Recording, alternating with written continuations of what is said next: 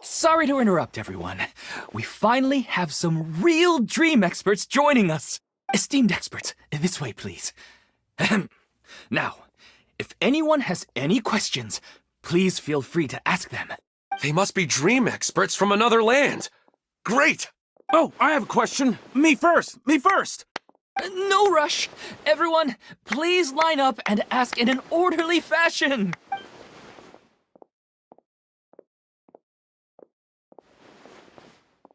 Whoa. Paimon didn't expect them to be so enthusiastic. My question is simple. My everyday life is very difficult, so I would like to become a slime in my dreams. How can I do that? Oh, Paimon knows! Paimon's had this kind of dream before, so she knows a thing or two. The first time, Paimon became an animal slime. Paimon was shot by an adventurer's arrow and flew in the sky all night long. The second time, Paimon became a dendro slime. A group of kids thought Paimon was a radish and pulled out all the grass on her head. Oh, it was super painful. The third time, Paimon became a cryo slime. In the end, Paimon was captured by a chef and turned into a smoothie. And the fourth time, Paimon became a powerful geo slime and went to take revenge on the forest boar that used to bully Paimon. But then the boar showed up with all of its relatives and Paimon lost again. Wait, why did all of your dreams end so tragically? Because slimes are monsters, even though they look cute, they usually cause trouble and end up getting killed by adventurers. Things don't tend to end well for monsters. Believe Paimon. I suppose you're right. They are monsters, after all. I just want to experience a different life, but it seems that becoming a monster would be even worse than my current life. Maybe I'd be happier if I became just a regular finch. Or fish. Looks like being an expert is way easier than Paimon imagined. Next! Oh, it's my turn.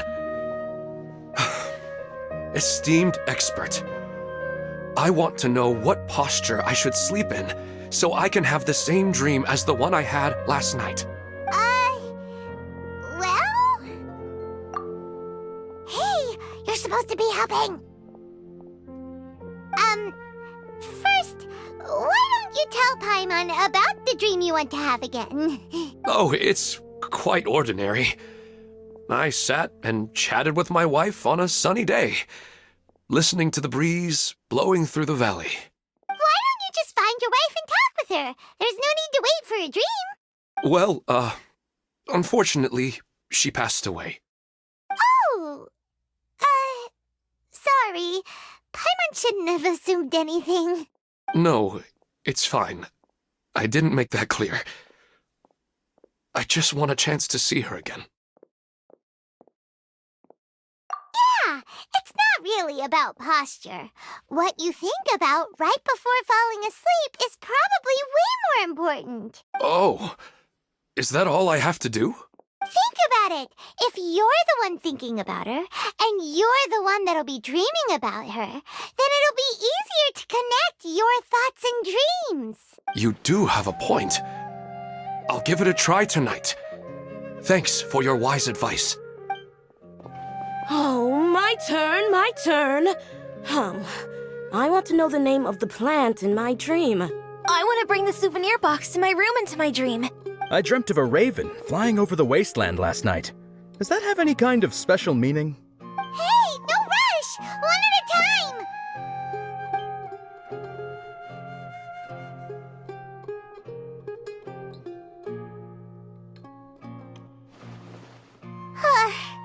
Their questions were way too difficult. We don't actually know anything more than they do. We're just more experienced dreamers, that's all. You do have a point. It's more rewarding to explore and contemplate the meaning of a question than to focus on the answer itself. Right now, these people are like wanderers who've starved for 3 days and 3 nights and are desperate to replenish their energy. Any explanation they get now is like pure sustenance to them, no matter how good the explanation really is. Oh, and now that Paimon has said that, you know who comes to mind? Bingo! If she was here, she'd probably be making some similar analogy. Unfortunately, she's super busy right now and may not have time for gatherings like this. Dear experts, we have another guest who would like to consult you. But you saw how we answered all the questions just now. We're not really all that knowledgeable.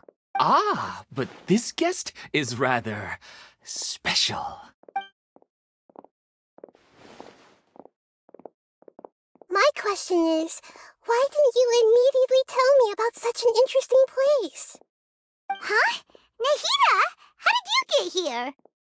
Interesting events like a moment of dreams don't happen every day after all. No matter how busy things are, I'd still set aside some time to check it out. Anyway, I really didn't expect to meet you here. Oh, right! If there's anyone that understands dreams, it's you!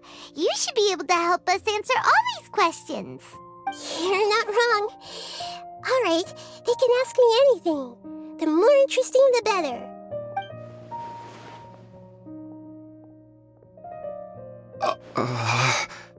Huh? What's wrong? You were all so excited a minute ago. Why the sudden hesitation? Even so, it's not like I look super intimidating or anything, right? And in terms of reputation and renown, you've also done many great things in Sumeru, yet they didn't even flinch at you. Alas, the interesting questions have all vanished in an instant. It appears I'm the one spoiling the fun here. I'll see myself out. Oh, that's not true, Nahida. I don't want to get in the way of the original purpose of a moment of dreams, which is to let people gather here and freely share their marvelous dreams. Now the atmosphere here is like water poured into a container. The water is more secure and settled, but it has lost its free-flowing nature from the river. I just want it to be another drop in the water, not the cold and restrictive container. She's sulking. Hey! It's all right, everyone! No need to be shy. The Dendro Archon is really nice, so please just go ahead and ask. Otherwise, she'll leave. All right. I'll give it a try. Oh, it's the slime guy. Hey, drop the nicknames, would you? Besides, I don't want to become a slime anymore. Maybe a finch or fish is more suitable for me. I see. So you want to become a small animal in your dreams, right? Why do you think that sounds good to you?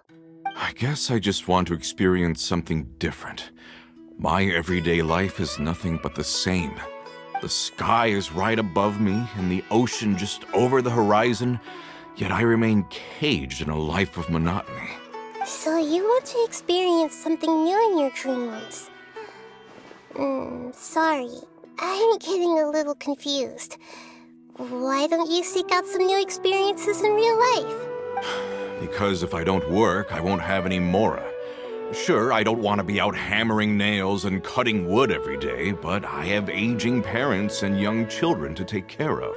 By the time this all dawned on me, I realized that my life has already been filled to the brim by trifling matters, and I have no more freedom. But if that's the case, then even if you became a flying bird or swimming fish, you will still be hammering nails and cutting wood in your dreams. The reason is you've already been caged. It doesn't matter what your physical body turns into. Your mind will still be stuck in the same predicament. Really? That sounds pretty terrible. Then what should I do? I don't know everything that you're going through, but how about replacing your hammer? Huh? Replacing my hammer? That's right. Having worked for such a long time, you of all people must know what makes a good hammer. Well, of course. A good hammer needs to be heavy enough to drive the nail in with just a couple taps, and the handle has to have a good grip to it, not too smooth. Come to think of it, I haven't replaced my current hammer in quite some time. You should replace it. Then decorate the handle with something you like. Maybe some ornaments, fur, or hard leather wrapping. Then write the names of your children on it. That makes sense. I think it'd give me a good boost of energy at work. A new sense of adventure often begins with the little things in life. You don't need to become a bird in the air or a fish in the sea. You only need to do your best in life, and all those things you cherish will become your source of happiness. Yes, I get it now. This is a real eye-opener for me. I'll go and pick out a new hammer right away. No, I should make one of my own. Thank you, Great Dendro Archon. That's our Nahida. Only you would know how to get right to the heart of the problem. Actually, I didn't really understand the problem. Huh? I gave him that advice because I once saw a worker doing the same thing. Whenever he became tired, he would look at some names on the handle of his tool. After a moment, he'd start to smile. It really surprised me at the time. My guess is that the names on the handle were of important people to him. After observation, I know this kind of behavior motivates people. But why is that? Is it because of excitement, anticipation, or helplessness? I really don't know. And even if I could know what's going through his mind, it's still difficult to fully grasp his feelings. Oh, Paimon gets what you mean. Huh. Paimon had no idea it takes you so much effort to understand these kinds of things. That's why I was a bit nervous just now. But luckily, seeing his happy face in the end reassured me that I didn't say anything wrong. Don't mind me, though. This is just my way of learning. Hey, don't forget about Paimon! Everyone knows that Paimon's also super skilled at reading people's feelings. Thanks, you two. That makes me feel a lot better. Let's move on to the next question, shall we? I already asked the experts my question earlier, but I wanted to hear the Dendro Archon's response too. What should I do if I want to see my deceased wife in my dreams every night?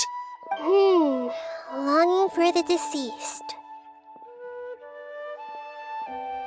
Even if you keep reliving those beautiful memories, it'll only highlight the emptiness in your real life.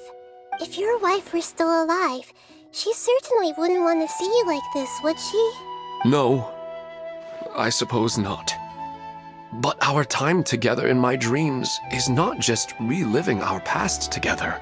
I don't know. Maybe it's because I miss her too much.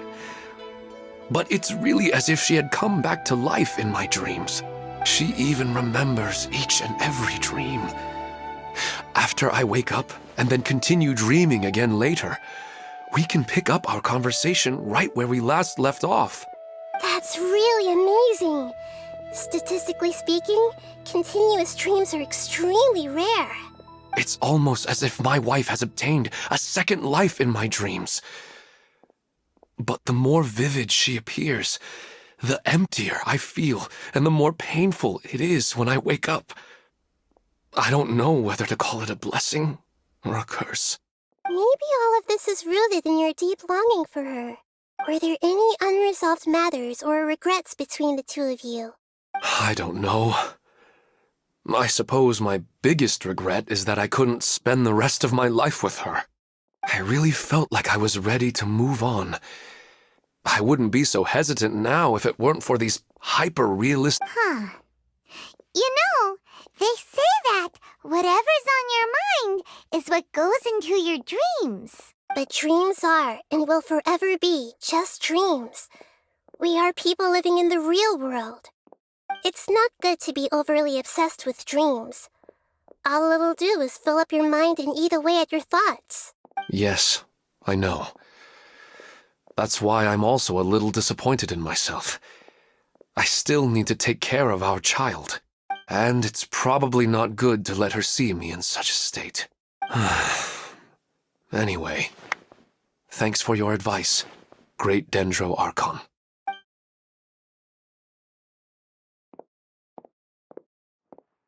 I'm a little worried about him.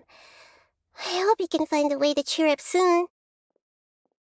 I think I can handle things from here. You don't need to stay here if you find it boring. You're here to have a good time, after all.